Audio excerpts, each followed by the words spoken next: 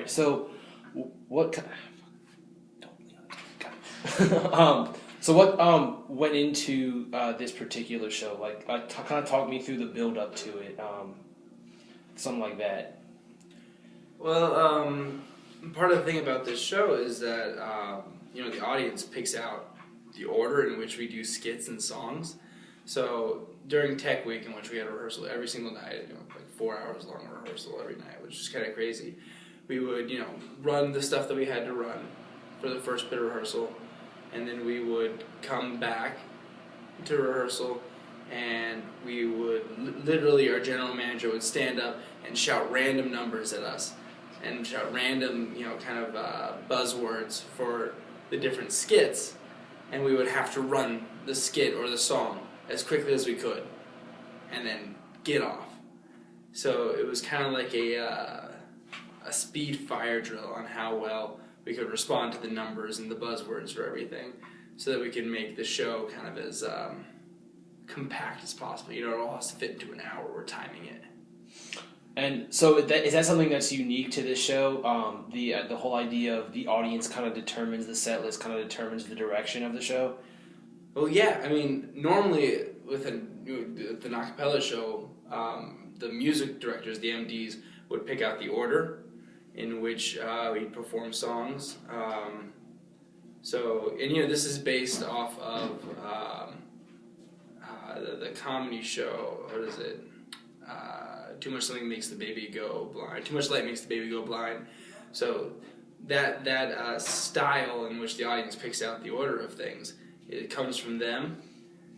But normally for a cappella shows, it's not done like that. It has a set order. Mm-hmm. How do you think the show was received? I mean, talking about not only just the opening night, but as it kind of progressed through the 3 performances. Well, I tell you what, the most fun performances, the ones that were the most energetic, were the ones where we had students come. The third performance was parents mostly, mm-hmm. And so you had a little bit of a lull in energy in that one, and that was also on Saturday night when we had 2 performances. So we knew that we were doing a 9 o'clock and an 11 o'clock, so we were kind of saving our energy a little bit. But when that very last one came around, we had a bunch of students in the audience who were really excited to kind of participate in skits and shout out numbers and stuff. And it was our last show, so we were like, whatever we're doing tonight, it doesn't matter. We don't have to hold back anything. We don't have to save our voices for anything. It was so much energy. So a lot of it actually depends upon the audience giving us energy. And we're always trying to say, it doesn't matter how much energy the audience has, because we need to give them a show. But sometimes you kind of need a little help for that. So like when we had students, we were really excited. It was a lot more hype. And do you think that? I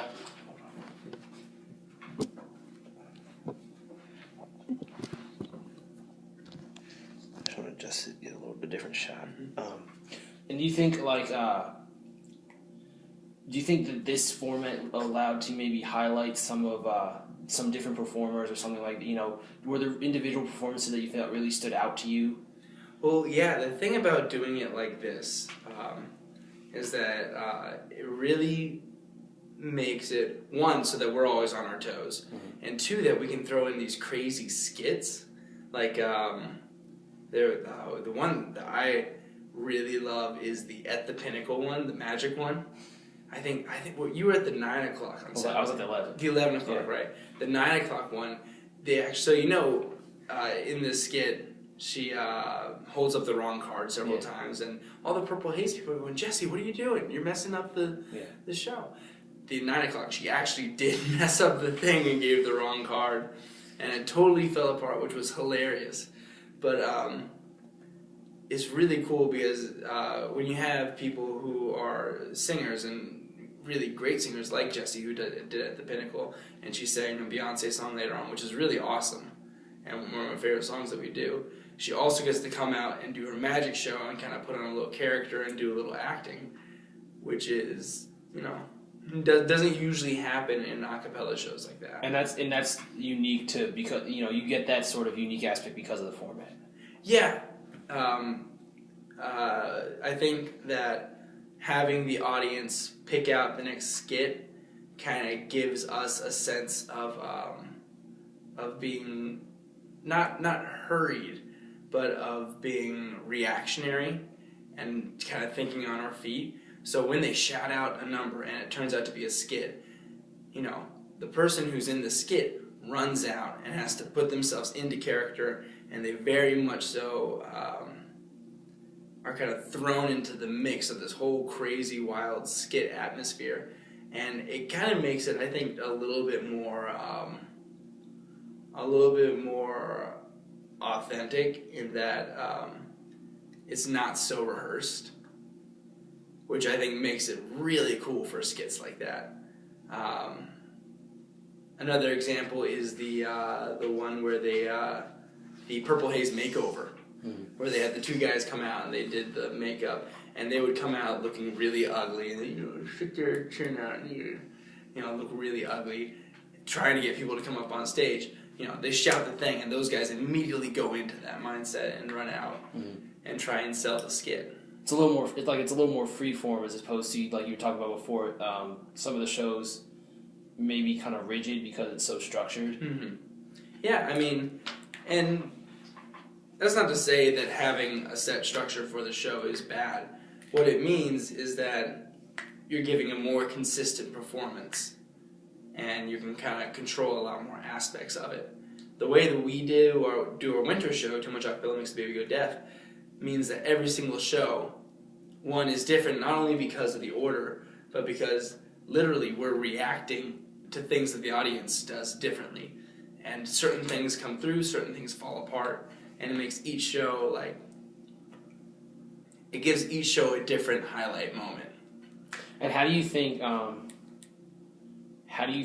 this compares to shows you've been a part of in the past? I mean, I know you've only maybe been part of a handful, whereas a lot of the people in the group have probably done a lot, tons and tons of shows. Mm-hmm. How do you think this one compares to the past shows you've been a part of, and then how do you think this experience is, going to continue to sort of shape the group going forward? Well, I mean, thinking about past shows, a lot of what we do in rehearsal to prepare for a show like that is we say, all right, we're going to go up on stage, we're going to be in total control of what happens on stage. So this is what we want to happen, this is what we want to present, and this is what we'll do. Which is great in its own regard because, we do want to be in control of what happens on stage because we're kind of putting ourselves out there as a product, as an entertainment. We want to get hired, and we want to get paid for what we do, to a certain extent. Really, we just love singing, but we do want to get hired. And so having that structure is good for that kind of show, that kind of atmosphere. But when we're doing our own show, which we organize, we get the venue, we sell the tickets, it's kind of really cool to be able to throw it out and just be like, all right, we're not going to rehearse how we act necessarily. I mean, we went through several rehearsals, but there will be an element of something's going to happen, not really sure what. And the thing about that is that the product that we're putting out isn't so much a rehearsed Purple Haze, but more like the Purple Haze that hangs out regularly outside of rehearsal, that is just kind of funky and weird.